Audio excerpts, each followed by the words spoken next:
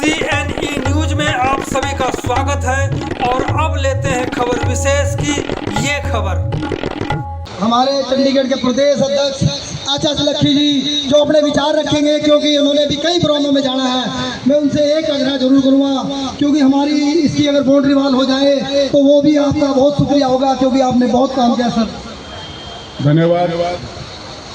मंच पर विराजमान हमारे चंडीगढ़ के कांग्रेस के महासचिव अच्छेलाल गौड़ जी,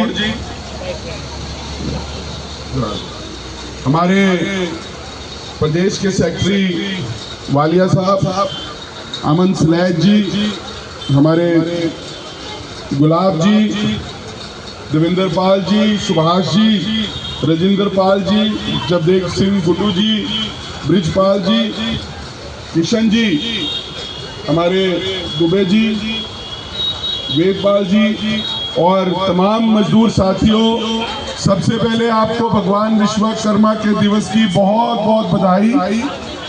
भगवान का आशीर्वाद, उनकी अनुकंपा आप पर और आपके परिवार पर बनी रहे और जो हुनर उन्होंने आपके हाथों में दिया है उससे आप इस शहर की तरक्की को नया आयाम दो, ये मैं भगवान से प्रार्थना करता हूँ। साथियों, आपके साथियों ने हमारे MP साहब मनीष तिवारी जी को एक ज्ञापन दिया था, एक मांग की थी कि यहाँ पे बरसात में बहुत कीचड़ हो जाता है, टाइलें लगाने की जरूरत है और जैसे पहले एक शेड लगा है, एक शेड और लग जाए ताकि धूप और गर्मी से हमारे मजदूर साथी बच सके। मैं आपको बताना चाहता हूँ कि MP साहब ने अपने फंड में से पैसे सैंक्शन करके भेज दिए हैं। जल्दी आपके यहाँ पर टाइलें लग जाएंगी और शेड बन जाएगा और आपका पहला काम हो जाएगा। चंडीगढ़ कांग्रेस एक और चीज के लिए प्रयास कर रही है, मगर हमारी सरकार नहीं है। अगर सरकार बन गई होती तो अब तक उसका नींव पत्थर रख दिया होता। वो है आप लोगों के लिए एक मजदूर भवन का निर्माण। अगर यूपी से, बिहार से, झारखंड से, उड़ीसा से, कहीं से, उत्तराखंड से हमारे साथी, उनके रिश्तेदार आते हैं, उनके पास कोई छत नहीं है, आपके मकान छोटे हैं, आप खुद रहेंगे कि रिश्तेदारों को रखेंगे, तो एक मजदूर भवन की जरूरत है जहां आप अपने शादी ब्याह कर सकें, अपना काम कर सकें। हम आपसे वादा करते हैं कि जिस दिन हमारी सरकार आएगी, क्योंकि ये सरकार गरीबों की नहीं सुनती, ये सरकार बड़े उद्योगपतियों की बात सुनती है, तो वो मजदूर भवन हम जरूर उस दिन बनाएंगे, इस बात का आपको वादा करता हूँ। आज भगवान विश्वकर्मा का दिवस है, मैं कोई राजनीतिक बात नहीं करना चाहता, पर देश इस सरकार की तरफ देख रहा है। आप लोगों को न्यूनतम वेतन नहीं मिलता, आपको अपने दिहाड़ी का पूरा जो मान सम्मान मिलना चाहिए वो नहीं मिलता। जिस तरीके से आपके काम होने चाहिए, गरीबी दूर होनी चाहिए, मकान मिलने चाहिए, वो नहीं हो रहा। कांग्रेस के समय में लोगों को चंडीगढ़ के अंदर 25 से 30 हजार मकान दिए गए। आप आज भी देख लो, किसी कॉलोनी के अंदर क्या नाम मिलेगा आपको? Indira colony, Nehru colony, Rajiv colony, Shastri colony, Gandhi colony. कभी आप ये सुना है मोदी कॉलोनी, अडवाणी कॉलोनी? नहीं सुना होगा, क्योंकि किसी गरीब के लिए कोई घर बनाया नहीं है, कोई कॉलोनी बनाई नहीं है, कोई काम किया नहीं है। बड़ी बड़ी बातें करते थे, बड़ी बड़ी हेकड़ी फेंकते थे। आज देश में जो हालात है वो आप देख रहे हैं, देश की अर्थव्यवस्था का क्या हाल है वो आप देख रहे हैं। गरीब और गरीब होता जा रहा है और 1% अमीर लोगों के हाथ में इस देश की 44% संपत्ति है।